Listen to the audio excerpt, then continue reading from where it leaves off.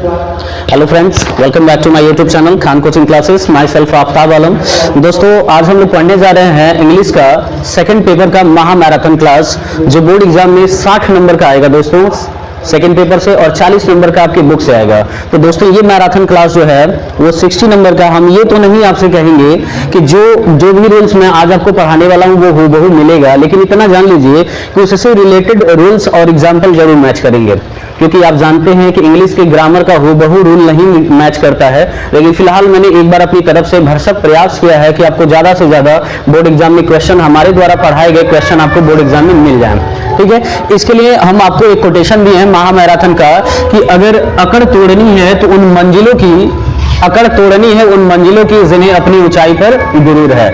चलिए स्टार्ट करते हैं इस मैराथन क्लास को। और ये मैराथन क्लास हमारा स्टार्ट होने जा रहा है 2 नंबर से। आपके बोर्ड एग्जाम में 2 नंबर का आता है क्या? One word substitution. बंद करिए इसको। चलिए समझते हैं हम लोग 2 नंबर का मैराथन क्लास। जो 2 नंबर का आता है वन वर्ड सब्स्टिट्यूशन, अनेक शब्दों के एक शब्द। और जितना भी मैं आपको पढ़ाऊंगा उसमें से एक एग्जाम्पल जरूर मैच करेगा। मैंने प्रयास किया अपनी तरफ से। और चलिए समझते हैं, टाइम नहीं गवाएंगे।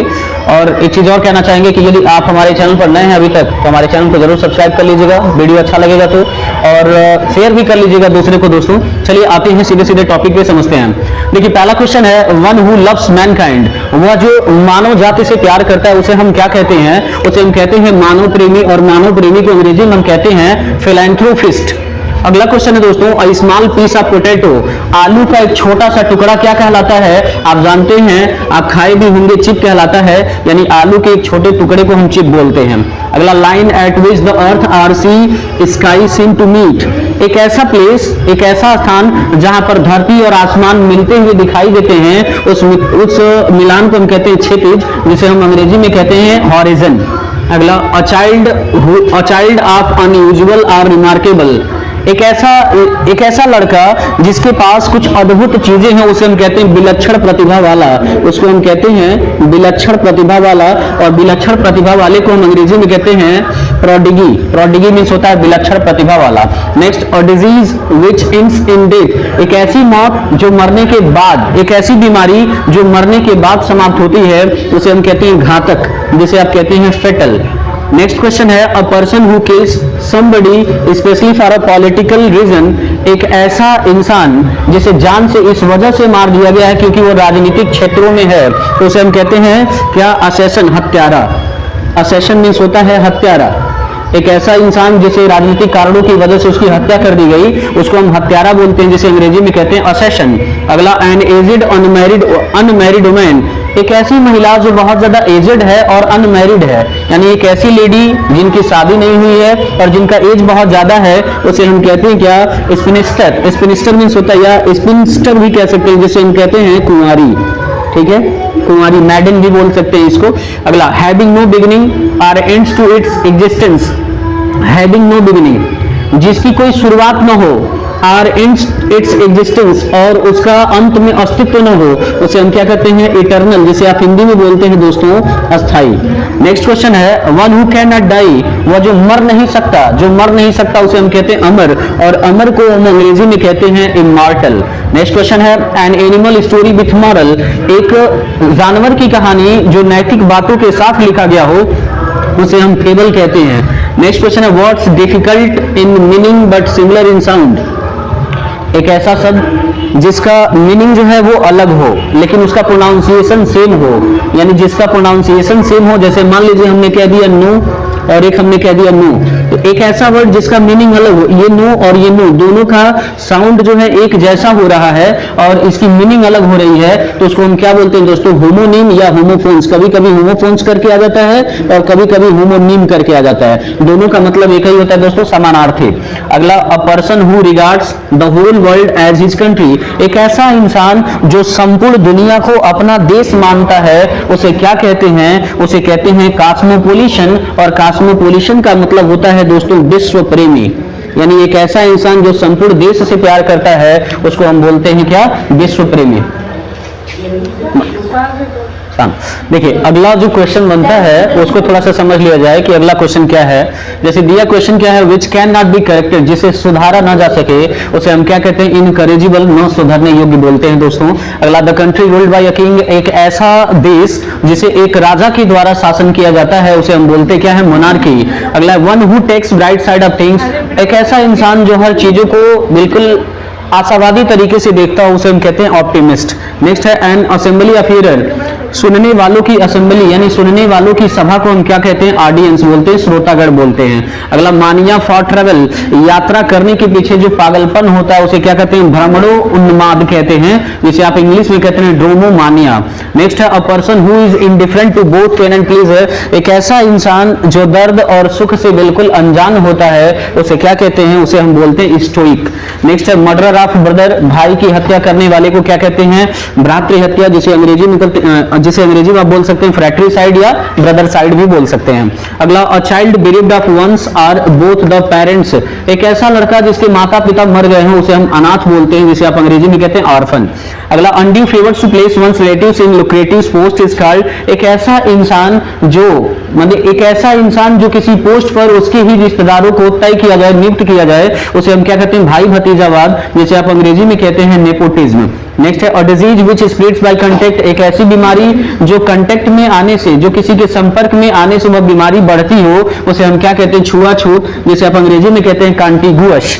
नेक्स्ट है मानिया फॉर स्टेलिंग आर्टिकल्स, यानी चीजों को चुराने के लिए जो पागलपन होता है उसे क्या कहते हैं, उसे हम बोलते हैं क्लेप्टोमानिया। क्लेप्टोमानिया का मतलब होता है कि चौरन उन्माद कहते हैं। अगला, life history of a person written by another, किसी व्यक्ति की ऐसी हिस्ट्री जिसे दूसरे के द्वारा लिखा गया, यानी किसी व्यक्ति का इतिहास जिसे कोई दूसरा लिखा जाता है उसे क्या कहते हैं, बायोग्राफी। ठीक है, नोट कर लीजिए दोस्तों।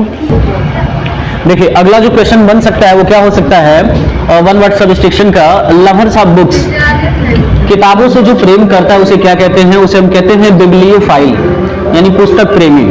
अगला, वन हु नोज एवरीथिंग, वह इंसान जो सब कुछ जानता है उसे क्या बोलते हैं, जो सब कुछ जानता है उसे आप कह सकते हैं सर्वज्ञानी, जिसे आप अंग्रेजी में बोलते हैं ओमनीसाइंट। अगला, bringing about gentle and painless death from an incurable disease, एक ऐसी bringing about gentle and painless death, एक ऐसी मौत जिसमें कोई दर्द ना हो, बिल्कुल विनम्र तरीके से मर जाए उसे हम क्या बोलते हैं, यूथेनेसिया, उसे हम बोलते हैं क्या, यूथेनेसिया। और इसकी हिंदी जो है वो थोड़ी सी कुछ अच्छी ही है, एक बार चेक कर लेते हैं। यूथेनेसिया, 1 सेकेंड मैं आपको बता दे रहा हूं। हाँ, यूथेनेसिया का मतलब होता है इच्छा मृत्यु। यूथेनेसिया का मतलब होता है इच्छा मृत्यु, जो इच्छा से मरे, किसी बीमारी से ना मरे, ठीक है, उसे हम बोलते हैं यूथेनेसिया। अगला, a person who does not believe in any religion, एक ऐसा इंसान जो किसी धर्म में आस्था नहीं रखता उसे हम बोलते हैं एथिस्ट, नास्तिक। कभी कभी इस पे एक क्वेश्चन और भी बन सकता है, one who loves God, one who loves God, वह जो भगवान में प्रेम करता है, भगवान में विश्वास करता है। One who believes in God, उसे हम बोलते हैं थीस्ट।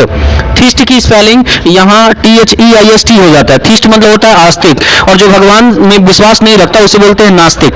अगला, customs of having many wifes, जो बहुत सारी पत्नियां रखता है उसे हम क्या कह सकते हैं, मतलब बहुत सारी स्त्रियों से शादी किया है उसे आप क्या कह सकते हैं, पॉलीगेमी, बहुपत्नी विवाह। अगला, गवर्नमेंट बाय द नोबल्स, एक ऐसा सरकार जो नोबल लोगों के द्वारा चलाया जाए उसे बोलते हैं एरिस्टोक्रेसी। एरिस्टोक्रेसी का मतलब होता है शिष्ट जन। अगला क्या है, the act of killing one's wife, किसी की बीबी को मार देना क्या कहलाता है, किसी की बीवी को मार देना पत्नी हत्या कहलाता है, जिसे आप कहते हैं अक्सरोसाइड। और small enclosure for cattle see poultry, एक ऐसा जगह जहां पर पशुओं को, ठीक है, पशुओं को, भेड़ों को और पोल्ट्री रखा जाता है उसे हम क्या कहते हैं, बाड़ा। बाड़ी को अंग्रेजी में कहते हैं पिन। पिन मीन्स होता है बाड़ा। और सॉन्ग बढ़ाइंग रिलीजियस एंड सेक्रेड इमोशन, एक ऐसा गीत जो धार्मिक और पवित्र इमोशन से निकला हो उसे आप क्या कहते हैं, हिमन या हिम बोल सकते हैं। अगला, person who has no money to pay off his debt, एक ऐसा इंसान जिसके पास पैसा नहीं है अपना कर्ज देने के लिए उसे हम बोलते क्या है, इंसॉल्वेंट, दिवालिया कह सकते हैं। Government by a single person, एक ऐसा सरकार जो एक व्यक्ति के द्वारा चलाया जाए उसे कहते हैं एक तंत्र, जिसे आप कहते हैं ऑटोक्रेसी। अगला, poem written on the death of someone's loved and lost, एक ऐसी कविता जो किसी की मौत पर, आपकी सबसे प्रिय इंसान की मौत पर लिखी गई हो उसे कहते हैं इलेजी। और अगला क्वेश्चन क्या है, the custom of having more than one husband, एक से ज्यादा पति रखने की प्रणाली को क्या कहते हैं, बहुपति विवाह, जिसे आप कहते हैं पॉलीएंड्री। पॉलीएंड्री मीन्स होता है बहुपति विवाह।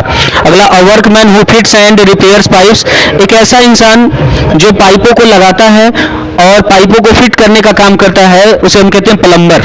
अगला, commencement of words with the same letter, एक ऐसा शब्द जिसके जो वर्ड होते हैं बिल्कुल सेम हो, जैसे द रेपिटेशन ऑफ वर्ड कह सकते हैं, उसे हम बोलते क्या है, एलिट्रेशन फिगर ऑफ स्पीच। दोस्तों अगर आप इसको प्रिपेयर कर लेते हैं तो वन वर्ड सब्स्टिट्यूशन में से आपको जरूर मैच कर जाएंगे। चलिए अगला क्वेश्चन समझते हैं दोस्तों। आपके बोर्ड एग्जाम में एक क्वेश्चन आता है होमोफोन से, और होमोफोन्स बहुत इंपॉर्टेंट है। जैसे एक ही जैसे प्रोनाउंस दो शब्द करेंगे, लेकिन इन दोनों का जो अर्थ होता है वो बिल्कुल डिफरेंट होता है। और मैंने कुछ बोर्ड पे, व्हाइट बोर्ड पे कुछ एग्जाम्पल लिखे हैं, कोशिश किए हैं अपनी तरफ से कि भरसक इसमें से आपको मिल जाए, और शायद मिलेगा भी। इसलिए बोर्ड एग्जाम में जाने से पहले होमोफोन्स को जरूर देख के जाइएगा। चलिए समझते हैं। पेन, पेन का मतलब होता है दर्द, और इस पेन का मतलब होता है कांच की खिड़की। नेक्स्ट है एडप्ट और एडेप्ट। एडाप्ट का मतलब होता है अनुकूल बनाना, एडेप्ट का मतलब होता है निपुण। और अगला है बार्न, बार्न मीन्स होता है जन्म, और अगला है बार्न, बार्न मीन्स होता है जनित। चेक मीन्स होता है जांच करना, और इस चेक का मतलब होता है बैंक का चेक। अंपायर का मतलब होता है निर्णायक, जो निर्णय देता है। एम्पायर का मतलब होता है साम्राज्य। अफेक्ट का मतलब होता है बदलना। इफेक्ट का मतलब होता है प्रभावित करना। कैरियर मीन्स होता है जीवन, और एक कैरियर का मतलब होता है ढोने वाला। स्पेलिंग जरूर इस पे ध्यान दीजिएगा क्योंकि स्पेलिंग का ही सब खेल है। अगला ओर का मतलब होता है चप्पू। चप्पू आप कह सकते हैं पतवार को, जो नाव में आप देखे होंगे कि बाढ़ आता है कछाड़ साइड में, तो वहां पे लोग चप्पू चलाते हैं नाव में। ओर मीन्स होता है अयस्क। अल्टर मीन्स होता है पागल, और अल्टर मीन्स होता है बेदी। बर्थ मीन्स जन्म, और बर्थ का मतलब होता है रेलगाड़ी का डिब्बा। पेल मीन्स होता है पीला, पेल मीन्स होता है बाल्टी। वेल मीन्स होता है घाटी, और वेल का मतलब होता है बिलाप से, रोने से। सोल मीन्स होता है आत्मा, सोल मीन्स होता है अकेला। ब्रेक मीन्स होता है रोकना, या ब्रेक मीन्स जो आप गाड़ी का ब्रेक कह सकते हैं, जिसे रोकना भी कहते हैं। और ब्रेक मीन्स होता है गतिरोधक। आप सड़कों पर देखे होंगे थोड़ा सा बीच में कहीं ऊंचा सा बना दिया जाता है ब्रेक टाइप का, तो वो होता है गतिरोधक। अगला, लोन मीन्स होता है अकेला, और लोन मीन्स होता है ऋण लेना, उधार लेना। सेल मीन्स होता है कोशिका, सेल मीन्स होता है बेचना। बियर मीन्स सहना, बियर मीन्स नंगा। सीज मीन्स संघर्ष, सीज मीन्स होता है पकड़ना। पील मीन्स गरजना, पील मीन्स छिलका। छिलका, ये थोड़ा सा मिस्टेक है दोस्तों, छिलना हो गया है, छिलका रहेगा। फेट मीन्स होता है भाग्य, फेट मीन्स उत्सव। डाई मीन्स मरना, डाई मीन्स रंगना। बेल मीन्स गांठ, और बेल मीन्स होता है जमानत। अपोजिट मीन्स होता है उचित, और एक अपोजिट का मतलब होता है बिलोम। इसका स्पेलिंग थोड़ा सा डिफरेंट है, वो चेक कर लीजिएगा। पहले वाले अपोजिट में ए है, दूसरे वाले में ओ है, तो जिसमें ए रहेगा उसका मतलब उचित होगा, और जिसमें ओ रहेगा उसका मतलब बिलोम शब्द होगा। अगला, आर्ट मीन्स होता है कुछ, आर्ट मीन्स होता है चाहिए। असेंट मीन्स होता है चढ़ाई करना, असेंट मीन्स अनुमति मांगना। एलिजिबल मीन्स योग्य, और एलिजिबल का मतलब होता है अपठनीय। चाइल्डिश मतलब बचपन, चाइल्ड लाइक मीन्स बच्चों जैसा या बचकाना। होनोररी मीन्स होता है अवैतनिक, बिना वेतन का। ऑनरेबल मीन्स होता है आपका सम्मानीय। एसिड मीन्स होता है मान लेना, और एक्सिड मीन्स होता है अधिक होना। वेट मीन्स इंतजार करना, वेट मीन्स वजन। डज मीन्स होता है, या कहते हैं ना डोज लेना, नींद आना, जमाई लेना, और एक डोज मीन्स होता है खुराक, खाना। एडिशन मीन्स होता है संस्करण, एडिशन मीन्स होता है आपका जोड़। सोर मीन्स होता है उड़ना, और सोर मीन्स होता है घाव। क्वाइट मीन्स शांत, और क्वाइट मीन्स बिल्कुल। साइट मीन्स होता है उदाहरण देना, और एक साइट का मतलब होता है स्थल। तो दोस्तों इसको आप बोर्ड एग्जाम में जाने से पहले प्रिपेयर जरूर कर लीजिएगा।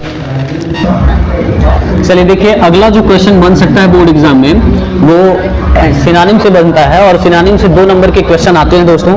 मैंने बोर्ड पे कुछ वर्ड्स लिखे हैं, जिन वर्डों का अगर आप अच्छे से प्रिपेयर कर लें तो बोर्ड एग्जाम में आसानी से आपको मैच कर जाएगा। चलिए समझते हैं कि सिनोनिम है क्या। पहली बात तो सिनोनिम मीन्स आप जानिए कि पर्यायवाची होता है, और बोर्ड एग्जाम में जैसे हिंदी में पर्यायवाची आता है 10 में, उसी तरीके से इंग्लिश में भी पर्यायवाची आता है। तो समझते हैं लाउडेबल। लाउडेबल का मतलब होता है प्रशंसनीय, और प्रशंसनीय का पर्यायवाची होता है दोस्तों प्रेज वर्दी। डिस्पाइस का मतलब होता है नफरत करना। हेट मीन्स होता है नफरत करना। फ्रैंक मीन्स होता है सच्चा। कैंडिड का मतलब होता है सच्चा। मायोपिक, मायोपिक का मतलब होता है कम बिन या छानबीन कह सकते हैं। नियर साइटेड यानी नजदीक से देखना। करप्ट मीन्स होता है भ्रष्ट, डिसऑनेस्ट। डिनाई मीन्स मना करना, रिफ्यूज। पिनेकल मीन्स होता है चोटी, पीक हो जाएगा। एक्सपेरिमेंटल का मतलब होता है प्रयोग, टेंटेटिव।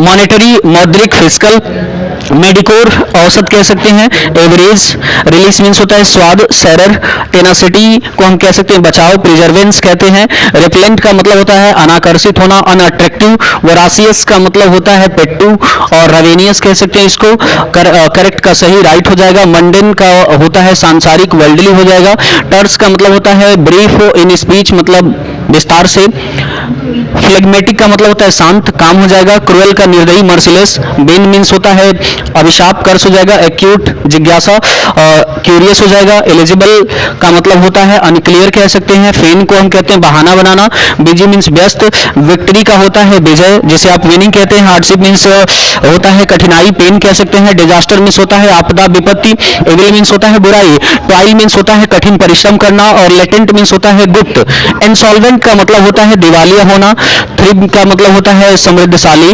डिसॉल्वेट का मतलब होता है निर्जन, और प्रोटेक्ट मीन्स होता है बचाना। अगर आप इसको प्रिपेयर कर लेते हैं तो आई होप उम्मीद करेंगे कि आपका सिनोनिम मैच कर जाएगा, क्योंकि आप जानते हैं दोस्तों हम ये नहीं कह सकते आपसे कि सिनोनिम हूबहू मैच कर जाएगा, दुनिया में नए नए वर्ड आते हैं, ठीक है, तो कौन सा वर्ड सिनोनिम आएगा इसकी कोई गारंटी नहीं है, लेकिन फिलहाल मैंने अपनी तरफ से प्रयास किया है कि सिनोनिम मैच कर जाए। देखिए सिनोनिम और एंटोनिम का कोई टीचर जहां भी जो भी अंग्रेजी का टीचर पढ़ाता होगा वो सिनोनिम एंटोनिम हूबहू नहीं मैच करा सकता, क्योंकि सिनोनिम एंटोनिम कहां से बन जाएगा कोई नहीं जानता। हाँ ये है कि वो अपनी तरफ से प्रयास करता है और शायद मिल गया तो आपका भाग्य बहुत सही होगा कि आपको सिनोनिम एंटोनिम मैच कर जाएंगे। नोट कर लीजिए फ्रेंड्स। देखिए अगला जो क्वेश्चन बनता है दोस्तों बोर्ड एग्जाम में वो बनता है एंटोनिम का। एंटोनिम मींस होता है विलोम शब्द। बोर्ड एग्जाम में एक क्वेश्चन बनता है एंटोनिम से। कुछ वर्ड आपके सामने हम लेकर के आए हैं और कुछ नए वर्ड्स हैं, ठीक है, इनको आप अच्छे से प्रिपेयर कर लीजिएगा। वैसे तो जानिए दोस्तों एंटोनिम कहीं से भी आ सकता है, लेकिन मैंने प्रयास किया है कि आपको बोर्ड एग्जाम में कुछ मैच कर जाए। चलिए देखते हैं। रिस्पेक्टेड, रिस्पेक्टेड का मतलब होता है सम्मानित, फ्लॉटेड हो जाएगा। बैरन माने बंजर, फर्टाइल। इनिमिकल, इनिमिकल का मतलब होता है दुश्मन, फ्रेंडली मित्रवत हो जाएगा। लेंदी का मतलब होता है आपका कठिन, कॉम्पैक्ट मीन्स होता है आसान। डीप मीन्स गहरा, सैलो मीन्स होता है उथरा हुआ या उभरा हुआ। लॉयल, लॉयल मीन्स होता है क्या, जिसको आप कह सकते हैं वफादार, डिसलॉयल हो जाएगा। लॉजिकल, तार्किक कह सकते हैं, इलॉजिकल हो जाएगा। प्रेटी मीन्स होता है सुंदर, अगली हो जाएगा। स्टेल मीन्स होता है आपका बासी, फ्रेश हो जाएगा। नेक्स्ट है लॉन्ग मीन्स होता है लंबा, साल्ट हो जाएगा। और अवर मीन्स होता है क्या, घृणा करना, नफरत करना, लाइक हो जाएगा। ऑप्टिमिस्टिक आशावादी, पेसिमिस्टिक हो जाएगा निराशावादी।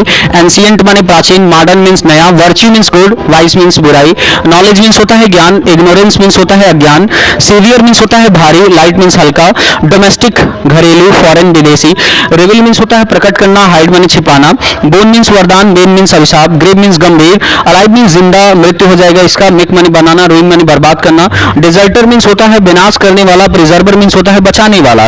मंडेन, मंडेन का आप कह सकते हैं कि सांसारिक, एक्सोटिक हो जाएगा। सेन मीन्स पागल, इनसेन माने सही। इनह्यूमन अमानवीय, ह्यूमन मानवीय हो जाएगा। एली मीन्स होता है दूर, नियर मीन्स नजदीक। एम्पल का मतलब होता है कुछ। प्रॉस्पेरिटी मीन्स समृद्धता। ऑनर मीन्स सम्मान, इसका ये एंटोनिम डिसऑनर हो जाएगा। दोस्तों इसको आप बोर्ड एग्जाम में जाने से पहले एक बार और प्रिपेयर कर लीजिएगा। अगला जो क्वेश्चन बनता है बोर्ड एग्जाम में दोस्तों, वो अगला क्वेश्चन किस बात का बनता है, वो बनता है हमारा इडियम्स एंड फ्रेजेस का।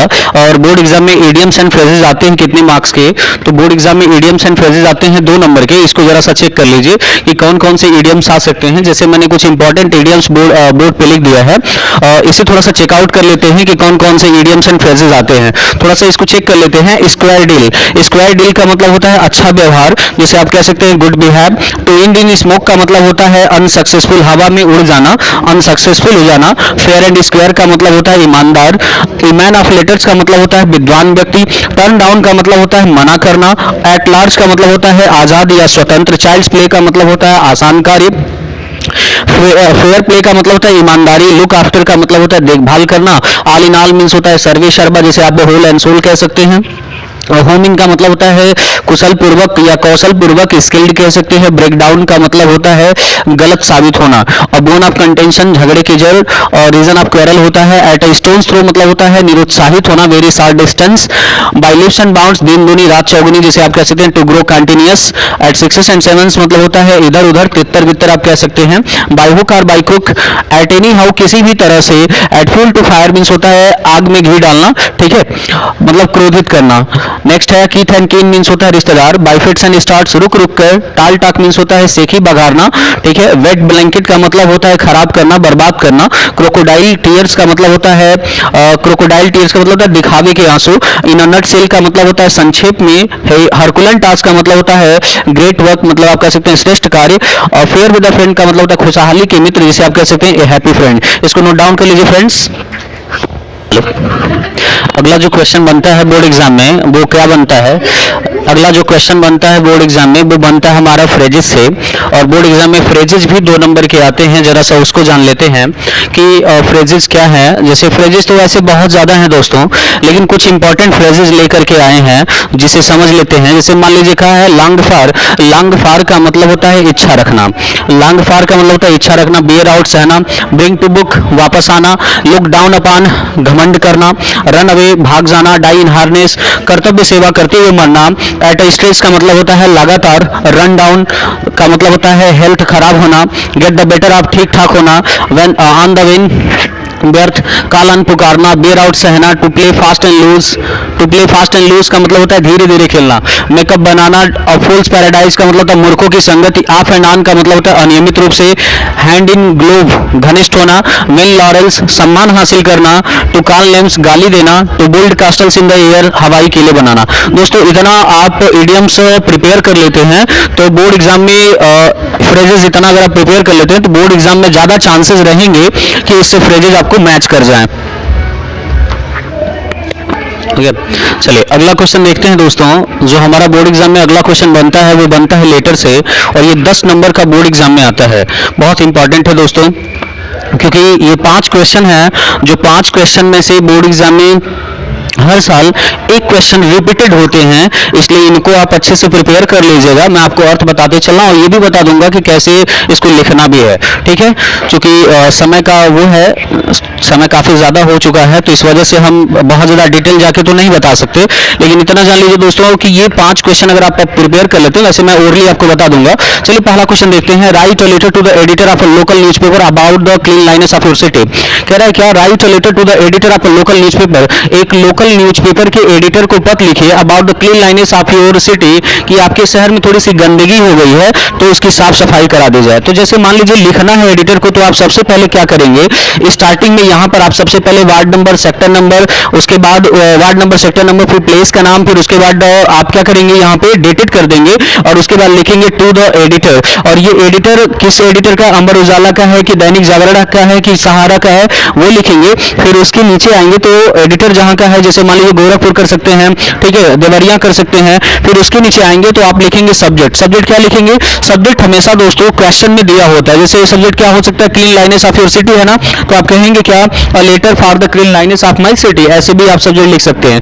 फिर उसके बाद आप नीचे आएंगे, नीचे लिखेंगे सर, और सर को आप लिखने के बाद कैसे आप उसका स्टार्ट करेंगे, तो आप सिंपल तरीके से स्टार्ट करेंगे। जैसे मान लीजिए आप कह सकते हैं with due respect I would like to draw your attention, या I would like to draw your kind attention towards my village, यानी सम्मान के साथ मैं आपसे कहना चाहता हूं और आपका ध्यान अपनी गांव की तरफ आकर्षित करना चाहता हूं कि मेरे गांव में बहुत ज्यादा गंदगी है।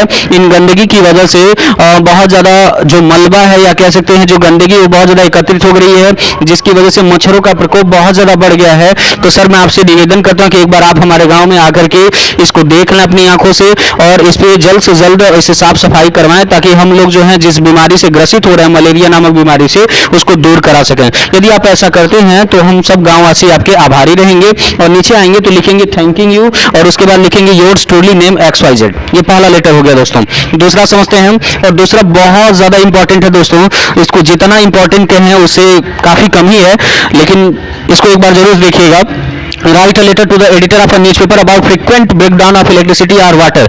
यानी एक एडिटर को पत्र लिखना है कि आपके जिले में इलेक्ट्रिसिटी नहीं है, बिजली नहीं है, या तो आपके जिले में पानी नहीं आ रहा है, ठीक है। तो इन दोनों को एक ही तरीके से लिखते हैं। जहां बिजली अगर आ रहा है, इलेक्ट्रिसिटी, तो वहां इलेक्ट्रिसिटी प्रॉब्लम लिखेंगे, और जहां वाटर समस्या है तो वहां वाटर की समस्या लिखेंगे। कैसे स्टार्ट करेंगे दोस्तों? सबसे पहले आप लिखेंगे स्टार्टिंग में यहाँ वार्ड नंबर, सेक्टर नंबर, ठीक है। उसके बाद अपना प्लेस देंगे, फिर डेटेड कर देंगे, फिर उसके बाद लिखेंगे टू द एडिटर। और ये एडिटर किसका लिखना चाहते हैं? दैनिक जागरण, अमर उजाला, कॉम्पैक्ट सहारा, जिसका भी लिखना चाहें आप लिख सकते हैं। फिर उसके बाद सब्जेक्ट लिखेंगे, और letter complaining against the frequent breakdown of electricity कर सकते हैं, या complaining against frequent breakdown of water supply भी कर सकते हैं, ठीक है।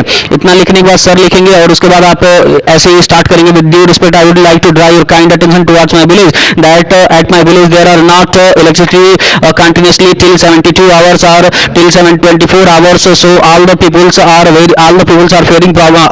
are facing problems, and the children who are going to give their board exam, they are unable to read at that time, so I'm just requesting you to please maintain the electricity at my village as soon as possible, and I hope you have to come. I would like to request you please come and visit at my area, and after that take an action also.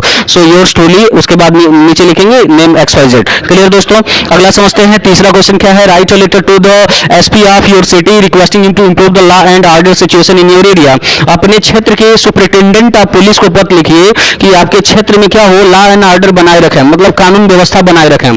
तो ये दोस्तों बिल्कुल simple है, इसको भी आप कर सकते हैं। सबसे पहले आप अपना एड्रेस लिख सकते हैं, एड्रेस लिख के भी कर सकते हैं, या तो सीधे सीधे टू से स्टार्ट कर सकते हैं। इसको दो तरीके से लिखा जाता है। जैसे टू से स्टार्ट कर देंगे तो to the superintendent of police, और ये सुपरिटेंडेंट ऑफ पुलिस है तो कहीं का होगा ही, चौरी चौरा, गोरखपुर, देवरिया, महाराजगंज, ऐसे एक प्लेस का नाम दे देंगे। फिर नीचे आएंगे तो एक सब्जेक्ट लिखेंगे। सब्जेक्ट में क्या लिखेंगे? Requesting to improve the law and order situation. Clear?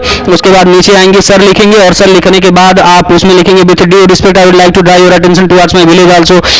उसमें आप बताएंगे कि मैं आपका ध्यान अपने गांव की तरफ आकर्षित करना चाहता हूं कि मेरे गांव का नाम ये है, और मेरे गांव में बहुत सारे समस्याएं उत्पन्न हो रही हैं, लॉ एंड ऑर्डर लोग नहीं बना रहे हैं, कानून व्यवस्था को लोग बहुत ज्यादा डिस्टर्ब करके रख दिए हैं। तो सर मैं आपसे रिक्वेस्ट कर रहा हूं कि जो भी लड़कियां जो विद्यालय पढ़ने जाती हैं उन्हें बहुत ज्यादा प्रॉब्लम को फेस करना पड़ रहा है, इसलिए इस समस्या को जल्द से जल्द सुलझाना आपका जो भी है XYZ।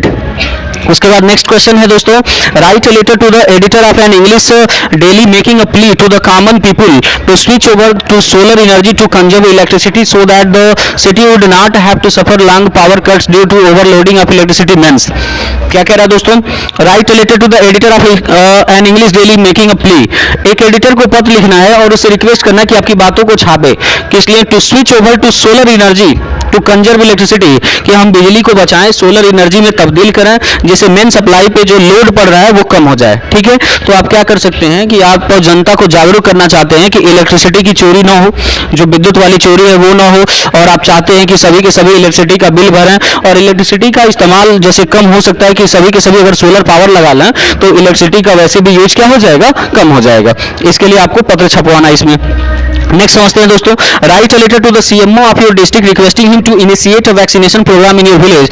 अपने डिस्ट्रिक्ट को, अपने जिले के सीएमओ को पत्र लिखना है कि आपके गांव में एक वैक्सीनेशन छिड़काव करें, यानी एक समझिए एक दवाई का छिड़काव करें। हो सकता है कि आपके गांव में कोई बीमारी हो गई है, तो इस बीमारी से बचने के लिए एक छिड़काव होता है, तो इसको किसके ये पत्र किसको लिखना है? सीएमओ को। तो आप लिखेंगे टू द सीएमओ, आप गोरखपुर XYZ लिख सकते हैं, फिर उसके बाद डेटेड भी कर सकते हैं। फिर नीचे आएंगे, सब्जेक्ट लिखेंगे, अब सब्जेक्ट में क्या लिखेंगे? Requesting to initiate a vaccination program at my village कर सकते हैं। फिर उसके बाद नीचे आएंगे, सर या मैडम लिखेंगे, और उसके बाद अपनी बातें लिखना स्टार्ट कर देंगे। आप अपना नाम बताएंगे, गांव का नाम बताएंगे, आपके गांव में क्या समस्या है वो बताएंगे, किस वजह से आप वैक्सीनेशन चाहते हैं, किस वजह से आप वैक्सीन चाहते हैं गांव में वो बताएंगे। बीमारी का नाम बता देंगे कि मेरे गांव में लोग मलेरिया से मर रहे हैं, चाहे टाइफाइड से मर रहे हैं, चाहे हाइवा कालरा जो भी XYZ है उससे मर रहे हैं, तो आप वैक्सीनेशन की प्रणाली चाहते हैं जिससे ये बीमारी से लोग क्या हो सके, दूर हो सके।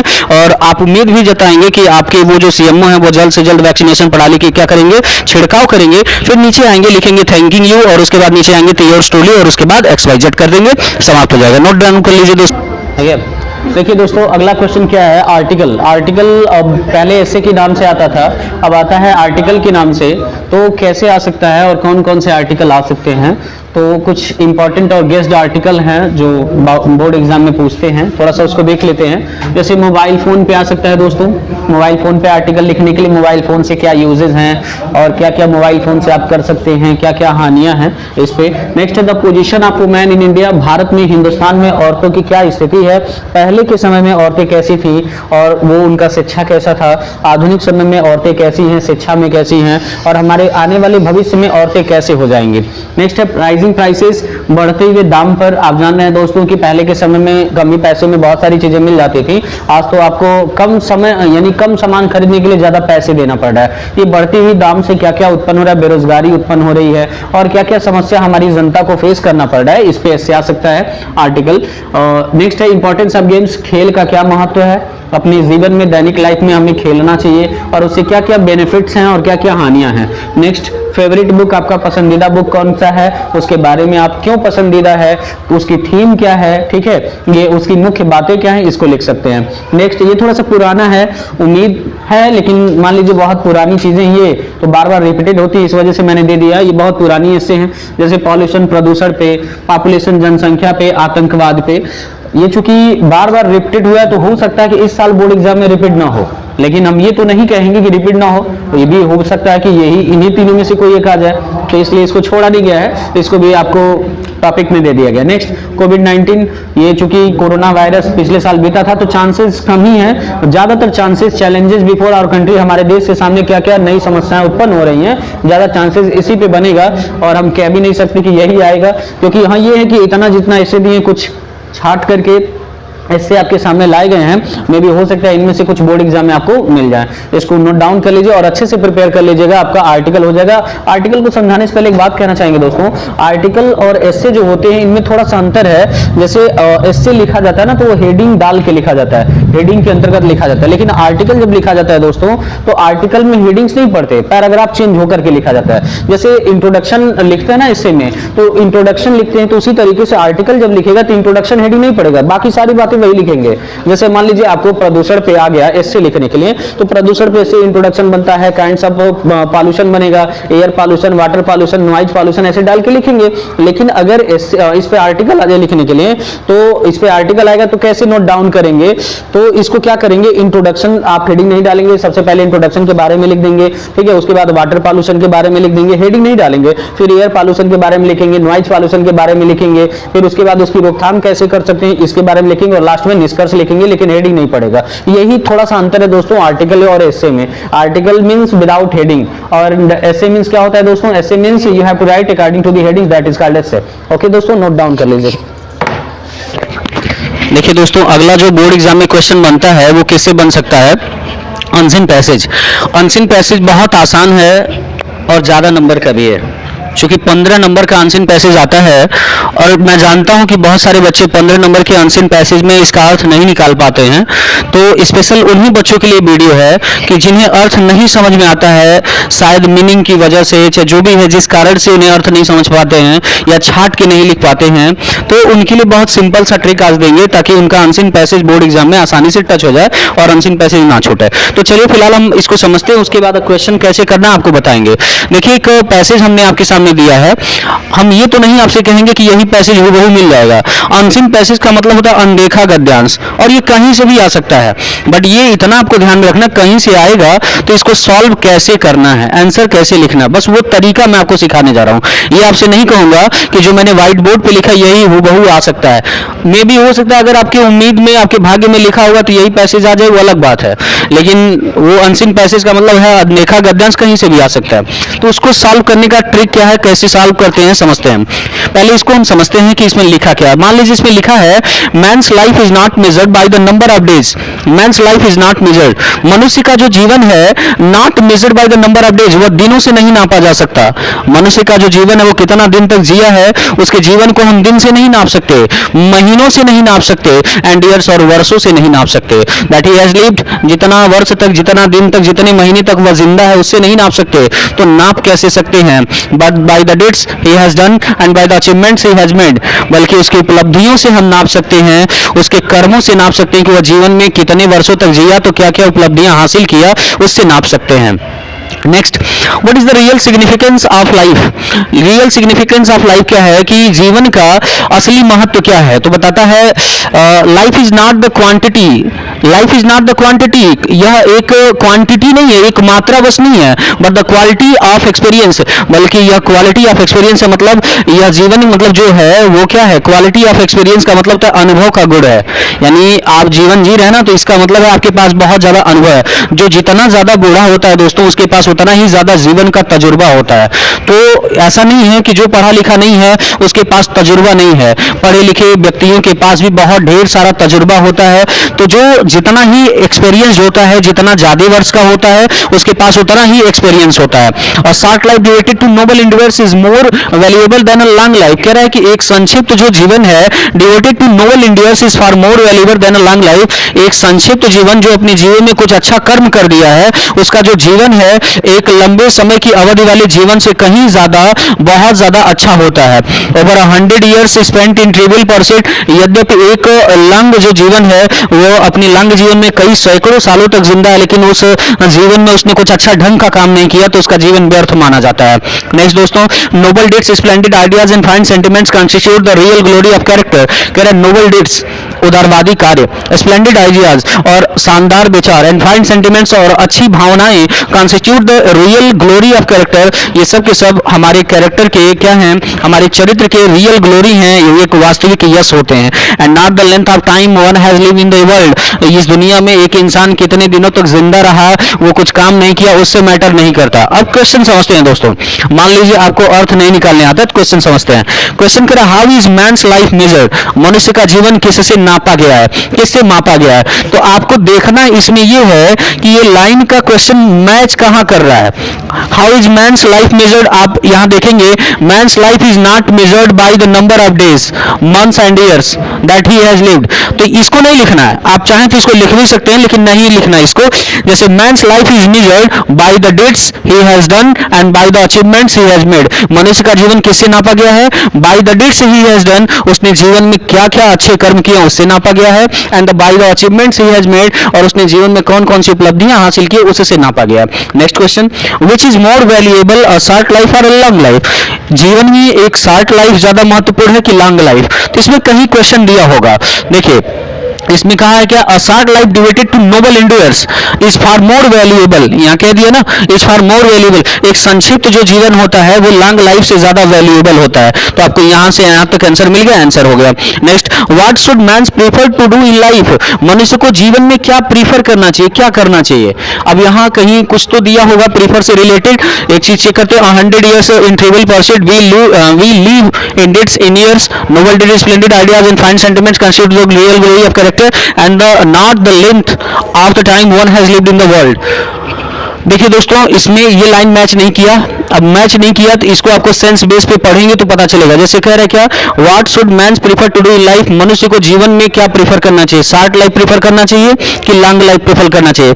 तो इस पैसेज के अनुसार हमें यही बताया गया है कि आप जितना कम समय तक जिंदा रहते हैं और उतने कम समय में आपने अच्छे काम कर दिए हैं, तो उसको हम बहुत ज्यादा प्रीफर करते हैं, उसको अच्छा मानते हैं, तो ये शॉर्ट लाइफ प्रीफर्ड हो जाएगा। अगला, व्हाट मेक्स कैरेक्टर ग्लोरियस? हमारे कैरेक्टर को क्या चीज शानदार बनाता है? तो यहाँ पे दिया, noble dates, splendid ideas and fine sentiments constitute the real glory of character. यही हमारे कैरेक्टर को क्या करता है, शानदार बनाता है। तो मतलब हमें आपको ये पैसेज लिख के, इस पैसेज के थ्रू हम आपको यही समझाना चाहते थे कि आप जब भी क्वेश्चन सॉल्व करिएगा अनसीन पैसेज का, अगर आप अर्थ नहीं निकाल पाते हैं तो आप क्वेश्चन की लाइन को क्या करिएगा, पैसेज में मैच कराइएगा, और जहां से मैच हो गया तो वहां से आप लिख दीजिएगा आसानी से। एक क्वेश्चन 3 नंबर का होता है, हम ये तो नहीं कहेंगे आपसे कि 3 में 3 मिल जाएगा, लेकिन ये जान लीजिए कि 2 नंबर आपको अवश्य मिलना है, वो 2 नंबर कटेगा नहीं, ठीक है।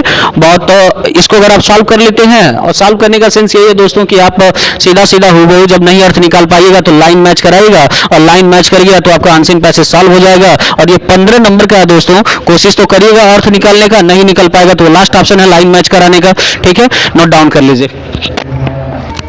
चलिए शांत हो जाइए। अगला क्वेश्चन समझते हैं कि बोर्ड एग्जाम में नरेशन से 2 नंबर के क्वेश्चन आते हैं दोस्तों, और मैं कुछ इंपॉर्टेंट रूल्स आपको पढ़ाने जा रहा हूँ नरेशन के। जैसे 4 रूल तो लिख दिया हूँ, जिसमें 4 रूल्स को मैं डिस्क्राइब करूंगा, उसके बाद कुछ और रूल्स हैं। जैसे आप प्रिपेयर कर लें तो बोर्ड एग्जाम में नरेशन मैच कर जाएगा, हूबहू एग्जाम्पल नहीं मैच करेगा, इससे रिलेटेड एग्जाम्पल मैच करेंगे, रूल्स वही होते हैं। देखिए जैसे मान लीजिए आपको करना क्या है, बेसिकली एक बात ध्यान दीजिएगा कि कभी भी रिपोर्टेड स्पीच में गुड बाय का प्रयोग हो, कभी भी रिपोर्टेड स्पीच में गुड बाय का प्रयोग हो तो ये जो सेड है ये बदल जाएगा दोस्तों बेड में, ही बेड।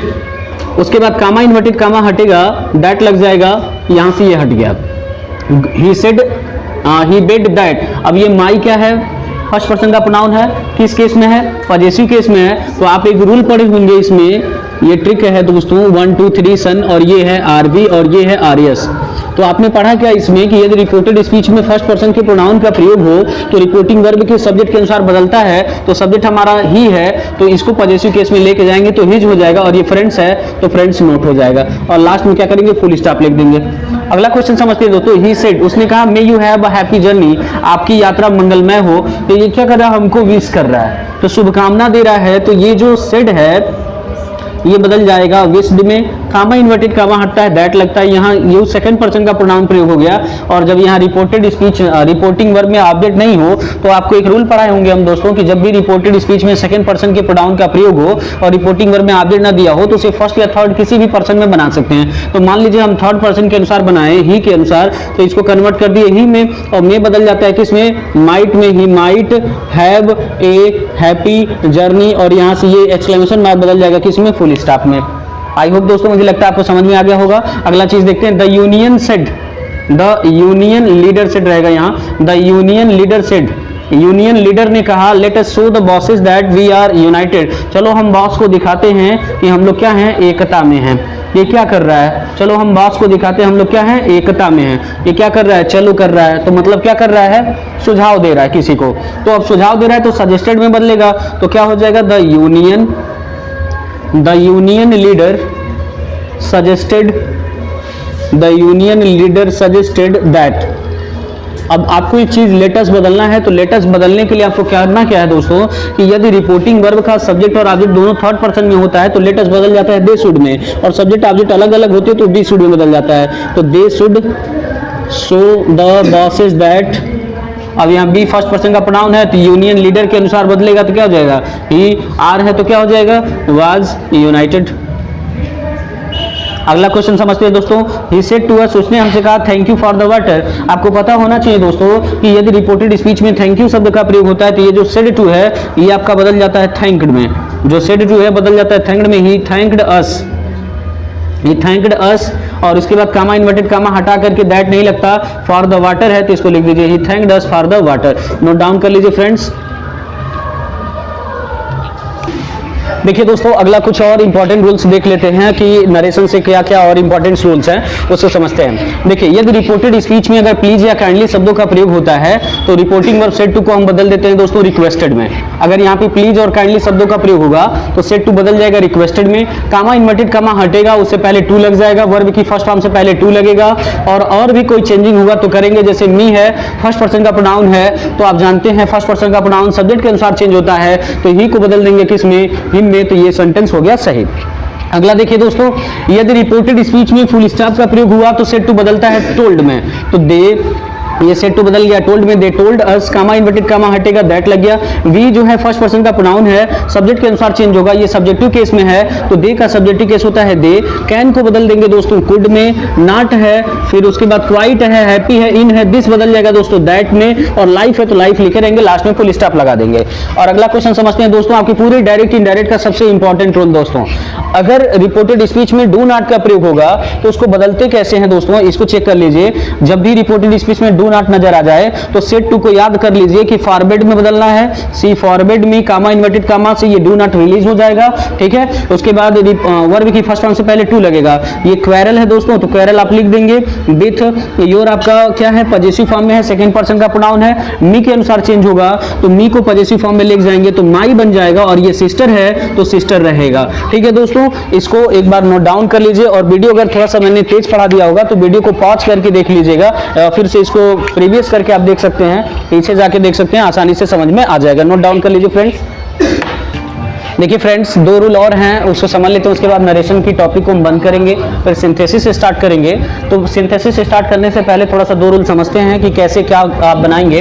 आप समझिए दोस्तों कि अगर रिपोर्टेड स्पीच में आपका क्वेश्चन मार्क नजर आ गया, तो जब भी क्वेश्चन मार्क नजर आ गया तो मेरी एक बात याद रखिएगा कि ये जो सेड टू है इसको आपको बदल देना है किसमें, आस्क्ड में। सेड टू बदल देना है आस्क्ड में। और रिपोर्टेड स्पीच में अगर किसी हेल्पिंग वर्ब से स्टार्टिंग हुआ है तो इफ या वेदर लगता है।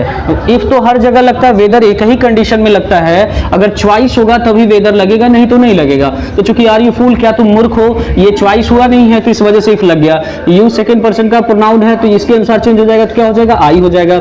आर बदल जाएगा, आपका पास्ट में जाएगा तो वाज हो जाएगा। फूल है तो फूल आपका रहेगा और लास्ट क्वेश्चन मार्क करके फुल स्टॉप लग जाएगा। इसी के आधार पर एक दूसरा क्वेश्चन समझिए, अगर reported speech main question word से स्टार्ट होता है तो ये जो सेड टू है ये आपका बदल जाता है किसमें, आस्क्ड में। ये आस्क्ड अस, कामा इन्वर्टेड कामा हटेगा तो इफ या वेदर नहीं लगता है, क्योंकि मेन क्वेश्चन वर्ड ही खुद कंजक्शन का काम करते हैं। यू सेकंड पर्सन का प्रोनाउन है, अस के अनुसार चेंज होगा दोस्तों, तो वी हो गया। है बदल जाएगा हैड में, we had not spoken to. You आपका ऑब्जेक्टिव केस में है तो अस का ऑब्जेक्टिव केस अस ही होता है, इसको नोट डाउन कर लीजिए, ठीक है। अगर आप इतना रूल प्रिपेयर कर लेते हैं तो आपको नरेशन से बोर्ड एग्जाम में 2 नंबर को देखने को जरूर मिल जाएंगे। चलिए अगला क्वेश्चन समझते हैं दोस्तों। अगला क्वेश्चन किसका है, अगला क्वेश्चन आएगा सिंथेसिस से, और सिंथेसिस से 2 नंबर के क्वेश्चन बोर्ड एग्जाम में आएंगे, उसे समझ लेते हैं। मान लीजिए ये 4 क्वेश्चन दिए हैं और पहला क्वेश्चन मान लीजिए आपसे कह दे क्या, इसको सिंपल में कन्वर्ट करिए, सिंपल में कन्वर्ट करिए, और इसको भी कह दे सिंपल में कन्वर्ट करने के लिए, और आपसे एक बात कह दे कि इसको भी सिंपल में कन्वर्ट करने के लिए, तो कैसे कन्वर्ट करेंगे। तो देखिए दोस्तों कैसे कन्वर्ट होगा, इसको समझिए। कह रहा है द बैटल वाज ओवर, युद्ध समाप्त हुआ, द इनमी विथड्रू, और जो इनमी थे वो सब पीछे चले गए, यानी युद्ध समाप्त हुआ और जो दुश्मन थे वो पीछे मुड़ गए। तो ये कैसे बनेगा, एक बात समझिए दोस्तों, द बैटल वाज ओवर, युद्ध समाप्त हुआ, इनमी पीछे चले गए, तो कैसे बनेगा आप समझिए दोस्तों। एक चीज होता है आपका सिंपल सेंटेंस में, combination of simple sentences into one simple sentence, जिसमें एक आता है आपका पार्टिसिपल। तो पार्टिसिपल में तब बनता है दोस्तों जब दोनों वाक्य का सब्जेक्ट सेम होता है, और दोनों वाक्यों का सब्जेक्ट अलग अलग होता है तो वो उसमें नहीं बनता है। यहाँ देखिए इसका सब्जेक्ट अलग है, इसका सब्जेक्ट अलग है, और इसको जब आप बनाएंगे तो कैसे बनेगा, आप इसको लिखेंगे द बैटल, वाज को चेंज कर देंगे बीइंग में, द बैटल बीइंग ओवर, और पहले सेंटेंस के बाद कामा नोट करेंगे, बाद वाले सेंटेंस को ऐसे ही उतार देंगे, आपका बन गया। अगला चीज देखिए दोस्तों, he was angry he left the party, same उसी बेसिस पे आधारित ये भी क्वेश्चन है। अब ये देखिए दोस्तों, यहाँ ही है, यहाँ ही है, इसमें देखिए यहाँ बैटल सब्जेक्ट था, यहाँ इनमी सब्जेक्ट था, तो ये बना नॉमिनेटिव एब्सोल्यूट में। लेकिन जब दोनों वाक्यों का सब्जेक्ट सेम हो और पहला वाला किसमें हो, वर्ब टू बी में हो, तो ये हट जाता है, वर्ब टू बी के स्थान पर बीइंग ऐड हो जाता है, और बाकी शब्दों को लिखेंगे, जहां फुल स्टॉप लगा रहेगा वहां कामा नोट करेंगे, बाद वाले पार्ट को वैसे ही उतार देंगे। बात समझ में आया। अगला समझिए दोस्तों, सी टूक मेडिसिन सी टूक रेस्ट, इसको सिंपल में चेंज करना है। तो यदि पहला वाला सेंटेंस और दूसरे वाले सेंटेंस का सब्जेक्ट दोनों सेम हो और पहले वाले में वर्ब टू बी का प्रयोग न हो, तो इसको कैसे बनाएंगे फ्रेंड्स। इसको बनाने के लिए सबसे पहले आप क्या करेंगे, हैविंग लिखेंगे, हैविंग के साथ ये जो क्रिया आएगी ये थर्ड फॉर्म में चला जाएगा, हैविंग टेकन मेडिसिन हो जाएगा, जहां फुल स्टॉप है वहां कामा लगेगा, बाद वाले पार्ट को ऐसे ही उतार देंगे। अब अगला समझिए दोस्तों, यदि दोनों वाक्यों का सब्जेक्ट अलग अलग हो, यहां जब आप देखेंगे तो यहाँ द सन सब्जेक्ट है, यहाँ द स्टार्स सब्जेक्ट है, और दोनों सेंटेंसों का सब्जेक्ट अलग अलग हो, तो उसका अगर बनाना हो आपको क्या सिंपल सेंटेंस, तो ये किस में बनेगा, ये नॉमिनेटिव एब्सोल्यूट में बनता है। और इसमें क्या होता है, सब्जेक्ट लिखने के बाद हैविंग लिखते हैं, द सन हैविंग, उसके बाद क्रिया की थर्ड फॉर्म लिखेंगे, फिर क्या करेंगे, कामा नोट करेंगे, बाद वाले पार्ट को ऐसे ही उतार देंगे। आई होप दोस्तों आपको समझ में आया होगा, नोट डाउन कर लीजिए। अगला क्वेश्चन दोस्तों, अगर सिंथेसिस से बन जाए और सिंथेसिस से कंपाउंड में पूछ ले, अगर आपसे इसमें पूछ ले कंपाउंड में बनाइए, तो इसको कैसे बनाएंगे समझिए, ध्यान से देखिएगा। कंपाउंड में बनाने के लिए, जब भी कंपाउंड में बनाने के लिए आएगा तो आप क्या करिएगा, इस ट्रिक को याद रखिएगा, फैन बॉयज, ये ट्रिक है कंपाउंड बनाने के लिए, फैन बॉयज। इस ट्रिक को अगर आप इसमें फीड करेंगे तो बन जाएगा। जैसे कह रहा है ईट मॉडरेटली, धीरे धीरे खाओ, यू विल फॉल सिक, बीमार पड़ जाओगे। तो आपने देखा क्या, धीरे धीरे खाओ नहीं तो बीमार पड़ जाओगे। अब नहीं तो कि अंग्रेजी क्या होता है, आर या अदरवाइज, तो जब इसको सेट करेंगे तो हो जाएगा eat moderately, otherwise otherwise you will fall sick. धीरे धीरे खाओ नहीं तो क्या हो जाओगे, बीमार हो जाओगे। अगला क्वेश्चन समझ लेते हैं दोस्तों। ही इज रिच, वह धनी है। ही लीड्स अ सिंपल लाइफ, वह सादा जीवन जीता है। वह धनी है फिर भी वह सादा जीवन जीता है, तो फिर भी की अंग्रेजी क्या होती है दोस्तों, एट, क्या करेंगे, he is rich yet he leads a simple life. यानी आपने देखा क्या कि अगर आपको कंपाउंड बनाना है तो ये ट्रिक आपको याद होना चाहिए फाइन बॉयज, तो आसानी से आपका कंपाउंड बन जाएगा। नोट डाउन कर लीजिए फ्रेंड्स। चलिए अगला समझते हैं दोस्तों। सिंथेसिस से अगर कॉम्प्लेक्स में पूछ लिया, तो अगर सिंथेसिस से कॉम्प्लेक्स में पूछा तो इसका एक ट्रिक याद रखिएगा, आईएस बना वो तो पैसा लौटा दो। आईएस बना वो तो पैसा लौटा दो, ये ट्रिक याद रखिएगा, आसानी से आप कॉम्प्लेक्स बना लेंगे। तो कॉम्प्लेक्स बनाने का इसका कुछ ट्रिक है दोस्तों। आई से इफ हो गया, ए से एज एज हो गया, एज हो गया, आल्दो हो गया, एस से सो डॉट डॉट दैट हो गया, बी से बिकॉज हो गया, डब्ल्यू से वेयर हो गया, टी से दैट और देन हो गया, एल से लिस्ट हो गया। अब देखिए दोस्तों इसमें फिट कैसे होता है। जैसे मान लीजिए कह दिया ही इज वेरी पुअर, बहुत गरीब है, ये कह रहा है बाई स्कूटर, वह एक स्कूटर नहीं खरीद सकता। तो आप समझिए दोस्तों इसको जब बनाएंगे तो ये वाला जो दूसरा पार्ट इसको पहले ला दीजिए। He can not by A scooter, वह एक स्कूटर नहीं खरीद सकता, बिकॉज क्योंकि ही इज वेरी पुअर, वो बहुत गरीब है। आसानी से आपने बना लिया इसको। दूसरा वाला पार्ट इधर आ गया, he can not by a scooter because he is very poor, he is very poor बन गया इस तरीके से।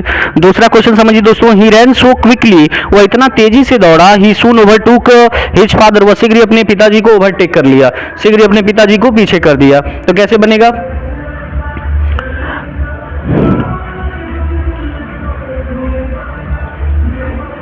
इसको कैसे बनाएंगे, कौन सा प्रीपोजिशन इसमें ऐड करेंगे तो हो जाएगा आपका।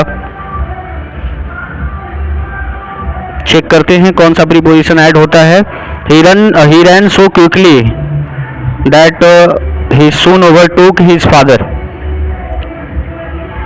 देखिए दोस्तों ये दैट पे बन जाएगा आसानी से। कैसे बनाएंगे, ही रैन सो क्विकली, वो इतना तेजी से दौड़ा कि वो अपने पिताजी को ओवरटेक कर लिया। यहाँ पे क्या करेंगे, दैट ऐड कर देंगे तो आसानी से आपका एग्जांपल सेट हो जाएगा। ठीक है दोस्तों, कॉम्प्लेक्स बनाने के लिए एक ट्रिक याद रखिएगा, आईएस बना वो तो पैसे लौटा दो, और कंपाउंड बनाने के लिए एक ट्रिक याद रखिएगा, फैन बॉयज, आसानी से बोर्ड एग्जाम में बन जाएगा, कोई दिक्कत नहीं आएगी। वैसे आप ज्यादा रूल पे ध्यान देंगे तो आप पढ़ नहीं पाएंगे क्योंकि बहुत ज्यादा रूल्स होते हैं इसमें।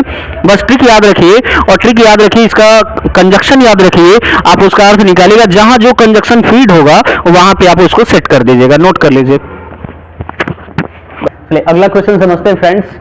अगला क्वेश्चन क्या आता है, बोर्ड एग्जाम में सिंटेक्स आता है, और सिंटेक्स में बहुत ज्यादा रूल होते हैं, क्योंकि 450 रूल हैं केवल सिंटेक्स में, मात्र 2 नंबर का आता है, तो 450 रूलों को नहीं पढ़ना है। हम आपको कुछ 10 से 15 रूल पढ़ाएंगे जिससे बोर्ड एग्जाम में आसानी से आप मैच कर जाएंगे।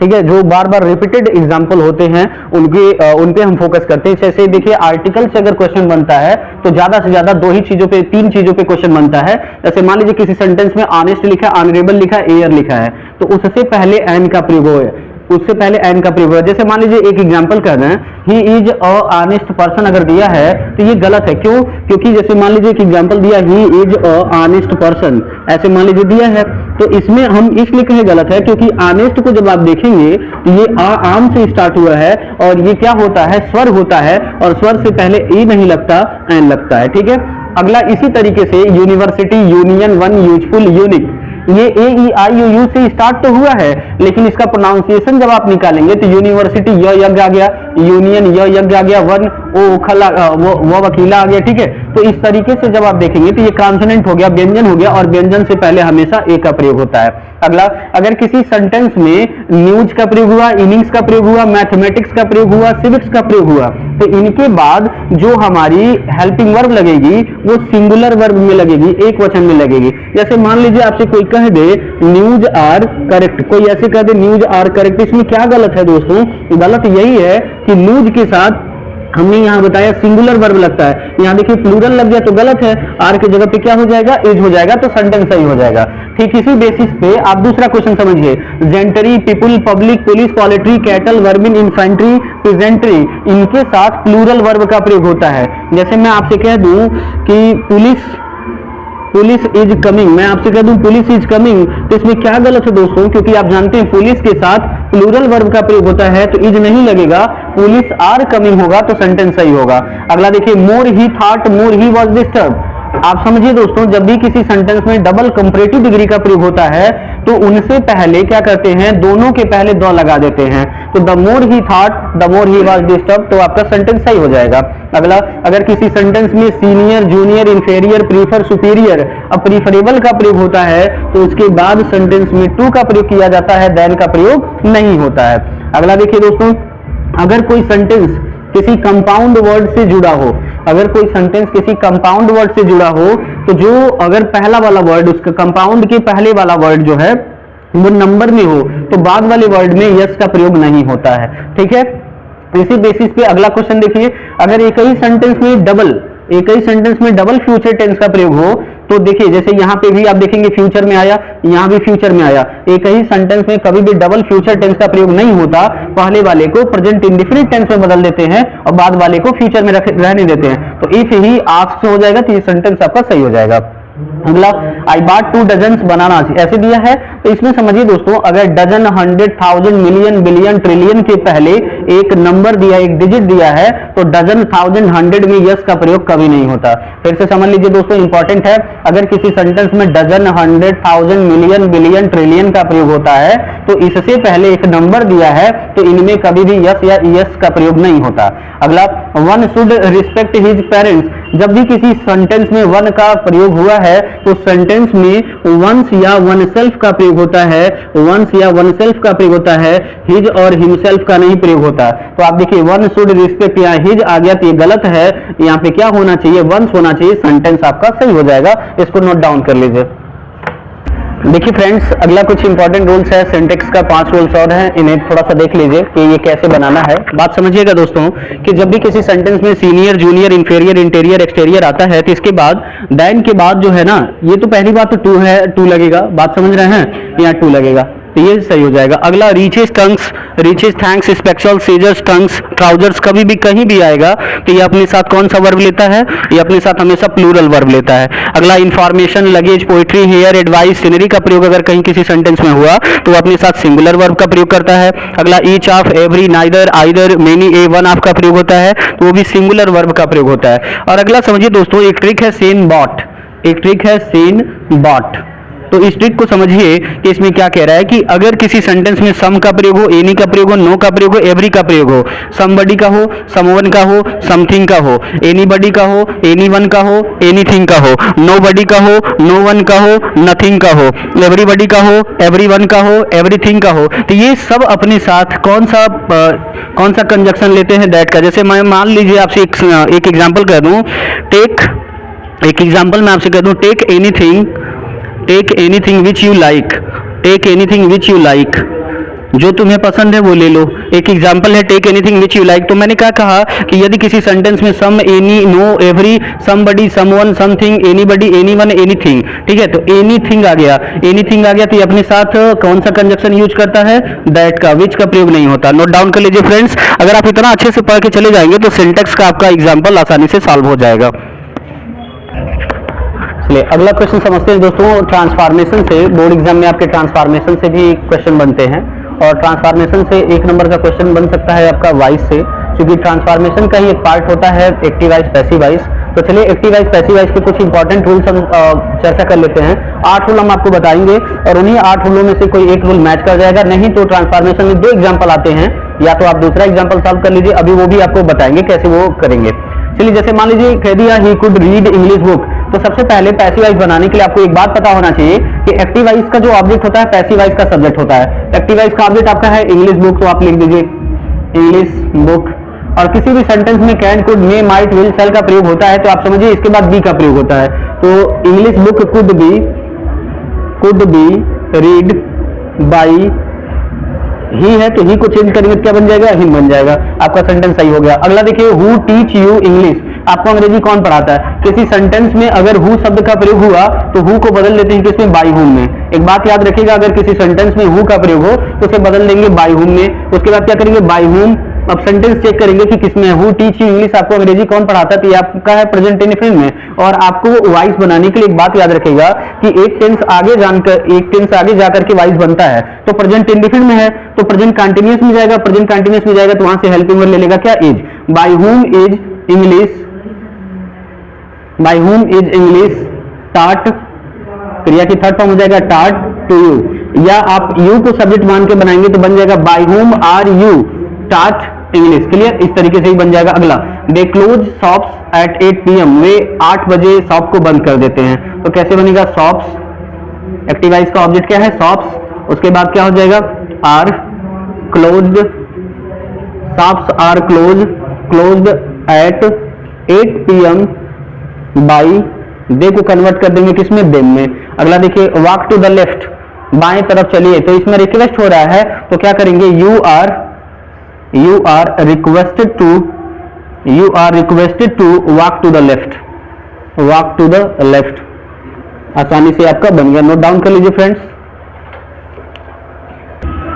अगला क्वेश्चन समझते हैं दोस्तों।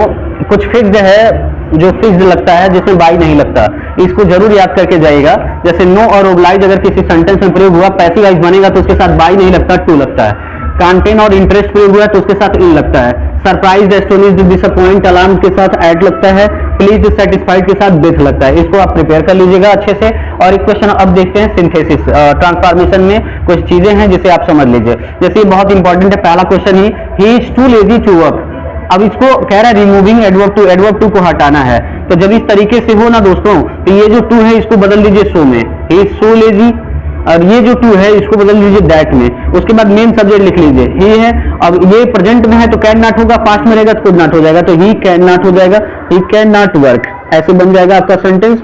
अगला देखिए, as soon as the teacher came the boys became silent. इसका जब आप बनाएंगे निगेटिव सेंटेंस, इसको आता है निगेटिव में बनाने के लिए, तो निगेटिव में बनाएंगे तो एज सुन एज जो है दोस्तों ये बदल जाता है नो सूनर में। एज सुन एज आपका बदल जाता है नो सूनर में। और सेंटेंस का क्या करते हैं, इसका हम लिखते हैं इंटरोगेटिव फॉर्म में। तो ये केम है तो पता चला वर्ब सेकंड है, और ये पास्ट इंडिफिनिट में है तो लगेगा क्या, no sooner did the teacher. और जब आप डिड इस्तेमाल कर लिए हैं तो केम बदल जाएगा किसमें, कम में। No sooner did the teacher come, ये जो कामा है ये बदल जाएगा किसमें, देन में। ये बदल जाएगा देन में, THEN में। Then the boys become silent, इस तरीके से बन जाएगा। ये नोट डाउन कर लीजिए। क्वेश्चन क्या आ सकता है, जैसे मान लीजिए निगेटिव में चेंज करने के लिए आ जाए, एलोन ओनली ही काट थीप। अगर किसी सेंटेंस में ओनली या एलोन का प्रयोग होता है तो इसके जगह पे नन बट लगा देते हैं। इसके जगह पे आप क्या करेंगे, नन बट लगाएंगे, बाकी सेंटेंस को वैसे ही लिख देंगे, आपका निगेटिव बन जाएगा।